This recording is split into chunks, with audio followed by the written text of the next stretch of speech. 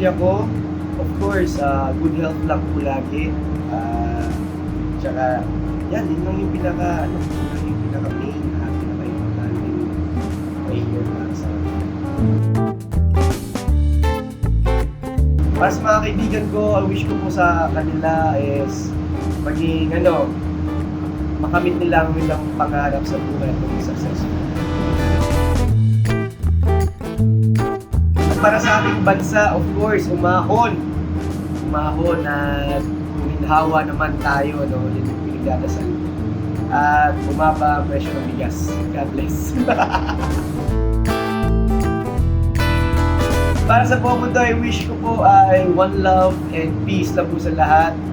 And yun lang. And more happiness and good life. Wish ko po para sa sarili ko, good health lang po and more projects.